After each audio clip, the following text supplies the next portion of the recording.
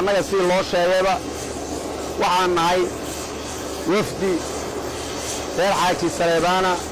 oo aan anigu hogaaminayay oo magaalada Muqdisho ka soo kacatay saakay ayaan ahayn inteennana waxaan casuuntay wasaaradda arrimaha gudaha ayaan casuuntay casuumad rasmi ah ayaan ku nimid waxaan nahay saxiixayaashii aan nahay iyo odayaashii iyo dad maamuus iyo magac leh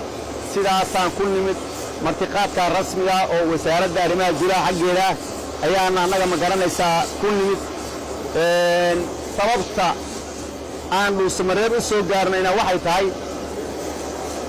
ra'iisul wasaaraha jamhuuriyadda federaalka mudane xasan cali khayre ku soo hormaridii uu magaalada dhuusamareeb ku soo hormaray xarunta caasimadda galmudug state laba bilood muddo ah uu fadhiyay ayaa waxay keentay ama waxay kaliftay bacdallaahi maanta inaan dhuusamareeb nimaadno waxaana u mahadcelinaynaa ra'iisul wasaaraha jamhuuriyadda oo ka shaqeeyey sidii ummadda reer galmudug sidii ummadda Soomaaliyeed sidii ma garanaysaa meeshaan la isku imaan lahaa galmudug saddex safar ayay soo gashay safarkii koowaad 2007 ee galmudug la sameeyey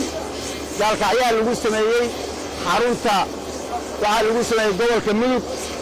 safarkii labaadna 2015 ee galmudug la sameeyey waxaana lagu sameeyey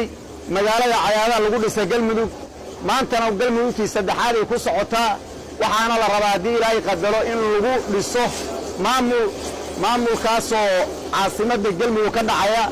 taasi waxaan rabaa marka inaan aad ugu mahadceliyo ra'iisul wasaaraha jamhuuriyadda oo ka shaqeeyey galmudug ama dhuusamareeb maanta inay noqoto xarun ciidamadii Soomaaliyeed milatarigii Soomaaliyeed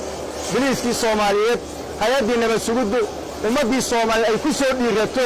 oo maanta la wada leeyahay nagana dhaxayda ra'iisul wasaare maada ka gaartaan leenahay khayr badan Allah ku waafajiyo